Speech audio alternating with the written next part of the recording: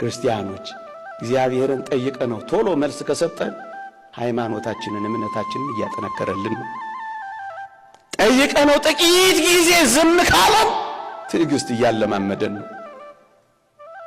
ጠይቀነው ጭራሽ መልስ ካልሰጠን አትጠራጠሩ፣ ጠልቶን ሳይወደን ቀርቶ ረስቶን ሳይኖር ቀርቶ የሌለ ሆኖ አይደለም፣ የተሻለ እያዘጋጀልን ስለሆነ እንጂማ እግዚአብሔር እስከ መቼ ችግሩን እስከ መቼ ለኛ ያቃተውን ነገር እያየን እንላለን? ላንተ የሚያቅት ነገር የለም ተብሎ ነው የተጻፈው። ምን ያቅተዋል እግዚአብሔር? ክርስቲያኖች ተስፋ በማይቆረጥበት እግዚአብሔር ተስፋ እየቆረጠን ለምን ሰይጣንን ደስ እናሰኘዋለን?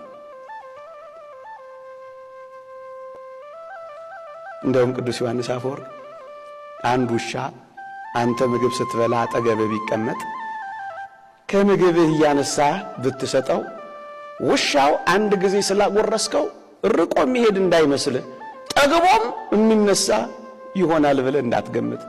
በሰጠው ቁጥር ወደ አንተ ነው የሚጠጋው። ሰይጣንም እንደዚህ ነው። አንድ ጊዜ ስታማረርለት የበለጠ ነው ወደ አንተ የሚቀርበው። እናም ይላል አምላክህን እያመሰገንከው ሰይጣንን በረሃብ ቅጣው ይላል። ስታጉረመርሙ ሰይጣንን አስደሰታችሁት፣ አጠገባችሁት። አሁን ምን ያህል የጠገባ አይመስላችሁም? በኢትዮጵያና በመላው ዓለም ምሬት፣ ማጉረምረም፣ ምስጋና ሲጠፋ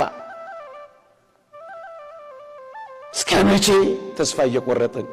ተስፋ በማይቆረጥበት እኮ ነው ተስፋ ምን ቆርጠው። እስከ መቼ?